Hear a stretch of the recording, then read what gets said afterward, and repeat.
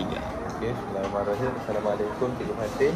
Assalamualaikum. Hari ini saya nak berbual sikit persoalan tentang macam mana cikgu bekerja sebagai guru pendidikan seni visual.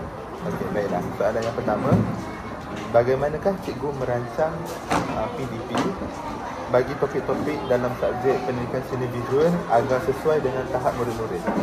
Okey, macam untuk pendidikan seni visual dan sama juga sebenarnya dengan subjek yang lain, kita merujuk kepada DSKP yang dibekalkan oleh KPM lah.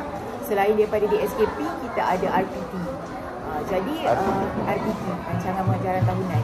Jadi melalui RPT ni kita dah susun pembelajaran kita daripada awal tahun sehingga akhir tahun. Dan kita dah masukkan penilaian macam UPSA pertengahan tahun dan kita ada UASA untuk akhir tahun. Jadi untuk kita rancang aktiviti dalam bilik darjah, kita merujuk kepada tajuk-tajuk yang disediakan oleh KPM inilah dalam DSKP dan merujuk kepada RPT yang kita hasilkan tadi.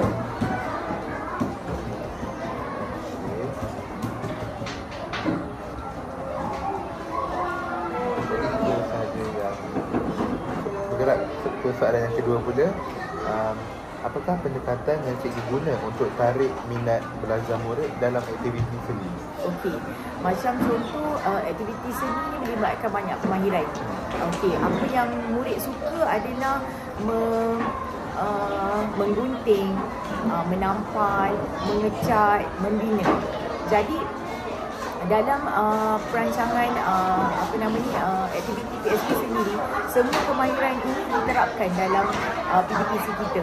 Jadi macam untuk tarik minat murid, kita boleh pelbagaikan dalam penerakaan alat dan bahan. Penerakaan alat dan bahan mungkin kalau dalam teks kita dia kata murid perlu menggunakan kertas warna ataupun perlu menggunakan kad manila.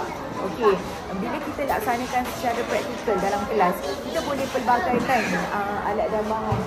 Kita boleh guna kertas majalah, kita boleh terapkan elemen recycle, iaitu kita semula. Dia guna semula bahan-bahan yang ada di rumah, jadikan itu sebagai bahan PSB di sekolah. Macam contoh kertas majalah, surat khabar ataupun kertas iklan macam pamphlet, brosur yang ada kat rumah dia lah. Macam tu. Ibu atas info tersebut. Okey, kita bergerak ke soalan yang ketiga pula. Macam mana cikgu menguruskan masa dan ruang apabila mengendalikan aktiviti seni secara praktikal? Okey, macam kita guru PSB, kita sangat perlu menekankan masa lah dalam kelas. Sebab kita ada beberapa peralihan aktiviti dalam kelas. Jadi macam contoh, kalau bagi saya penting untuk kita guru PSB masuk untuk mengawal dulu keadaan kelas. Kita tarik dulu perhatian murid untuk dia mendengar dulu arahan. Sebab biasanya aktiviti PSB ni murid memang excited. Kadang excited dia luar biasa, sangat teruja. Jadi kita mula-mula kita highlight dulu apa bahan yang kita akan guna hari itu. Jadi contoh kalau kita nak guna gam, gunting, kalau agak bahaya, kita terangkan dulu penggunaan tu supaya dia berhati-hati bila guna. Hati-hati supaya baju, meja ataupun apa yang sekeliling dia tu tidak terkesan dengan bahan yang diguna. Jadi kita pesan, kita akan guna masa 30 minit contoh untuk melukis. Bakinya contoh 20 minit untuk mengecat dan baki 10 minit lagi kita peruntukkan untuk mereka mengemas kelas. Jadi kita maklum kepada murid supaya dia bersedia. 10 minit akhir dia tahu dia mesti kena kemas meja, dia mesti kena sapu kelas. Jadi kita tidak meninggalkan kelas itu dalam keadaan yang tidak bersih lah. Kalau sekiranya macam ada terlebih masa ke macam tak ikut masa, okey. Kadang-kadang aktiviti tu mungkin memerlukan masa yang lebih lah, sebab kemahiran dalam aktiviti berbeza kan. Jadi kita limitkan. Macam contoh, kita jangan habiskan kemahiran tu dalam masa 1 jam. Contoh hari ni kita buat aktiviti melukis dan menggunting contoh. Jadi kita tak sempat tampal. Tapi kita bagi dia kemas dulu, semua yang digunting tu simpan dulu, bahan yang digunting tadi. Kita pesan untuk dibawa minggu depan. Kita cuba elakkanlah daripada kita lajak ke masa yang seterusnya. Sebab kadang-kadang masa subjek seterusnya tu mungkin hanya setengah jam. Jadi bila kita dah ambil 5 minit, 10 minit lebih, kesian pada guru yang seterusnya lah. Dan kita bahagakan 2 minggu atau 3 minggu projek yang kita jalankan dalam kelas. Bergerak ke soalan yang keempat, adakah cikgu menggunakan bahan bantu mengajar secara digital ataupun fizikal dalam PDP? Okey, macam contoh untuk kelas tahap 1 setakat ini kita tak ada macam skrin ke apa dalam kelas. Tapi kebanyakan guru PSP akan menggunakan bahan maujud. Macam nak tunjuk kepada murid, kita bawa bahan maujud dan kita tunjukkan contoh hasil siap, kita tampal dekat whiteboard. Jadi murid boleh lihat sebagai contoh dan buatlah aktiviti itu. Kalau macam untuk tahap 2, yang istimewanya ada kelas yang ada TV. Jadi macam contoh dekat situ kita akan tunjuk cara melalui tayangan video. Dekat dalam tu contoh kita boleh berilah kepada murid dalam kelas. Macam tu lah. Ada yang digital, ada yang maujud juga. Ya, betul.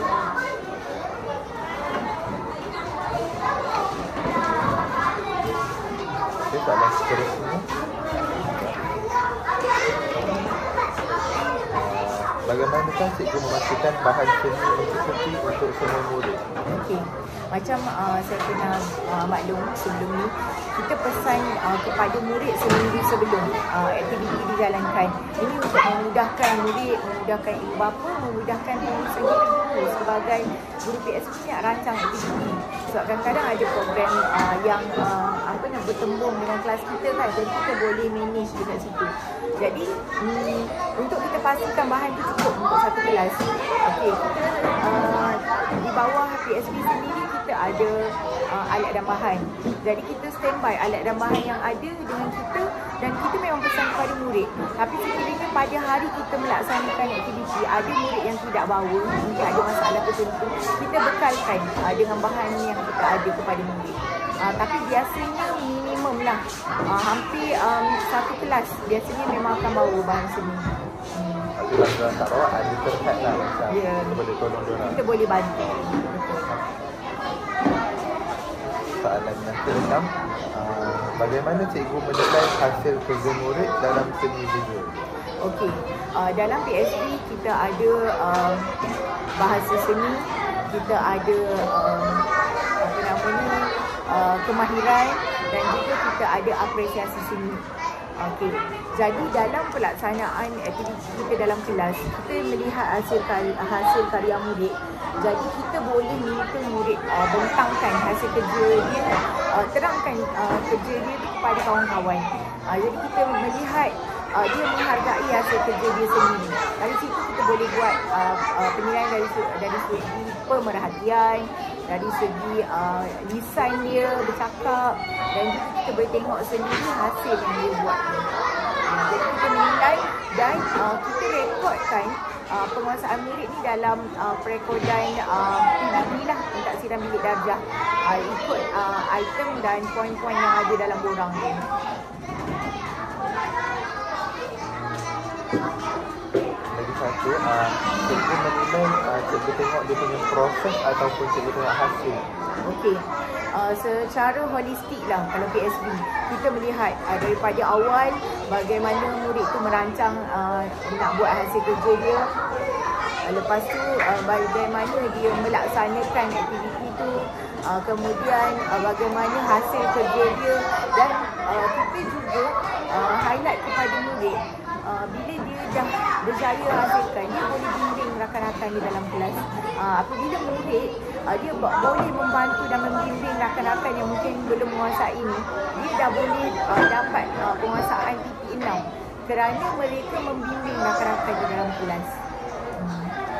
So, kiranya dua-dua lah, cikgu buat waktu proses dan cikgu buat hasil. Kita soalan yang ke-7, apakah cabaran utama cikgu dalam mengendalikan kelas dan macam mana cikgu mengatasi? Okey, Kalau macam saya waktu kelas PSB, murid macam saya maklumkan, murid biasanya kerja. Okey, jadi kita letakkan peraturan atau arahan tertentu pada awal kelas. Kita dah set siap-siap. Okey, kalau punya warna jangan macam ni. Kalau alas meja jangan macam ni. Jadi bila dia nak kemas meja, nak bersihkan kelas, selepas itu mudah untuk kita kontrol kelas itu. Tapi kalau kita tidak menetapkan peraturan, kita tak ada arahan tertentu untuk kendalikan kelas itu sendiri, agak sukarlah kita nak dapatkan perhatian murid di dalam kelas. Soalan yang terakhir, adakah murid sukar untuk fokus atau terlalu aktif dalam kelas sekolah? Okey, macam sekarang aktiviti kita kebanyakannya kita buat dalam kumpulan. Bila dalam kumpulan tapi hasil individu. Maksudnya dia boleh berkongsi bahan, berkongsi alat, tapi hasil kerjanya individu. Jadi di sini kita dapat elakkan murid itu bergerak aktif, terlalu aktif. Sehingga kadang-kadang kalau dia terlalu banyak berjalan, kita tak boleh nak kontrol kan. Bila dia berada dalam kumpulan, contoh dia nak pinjam gam, nak pinjam gunting, nak pinjam pensel warna atau sebagainya, dia akan pinjam dalam gunting itu sahaja. Jadi kita boleh fokus dalam kumpulan tertentu dalam kelas. Saya rasa semua dah cukup. Kalau ada apa-apa, saya akan datangkan nilai ini pada waktu lain. Saya rasa itu saja soalan saya untuk cikgu. Terima kasih banyak-banyak cikgu sebab bagi info yang banyak dan berguna. Okey, sama-sama. Terima kasih.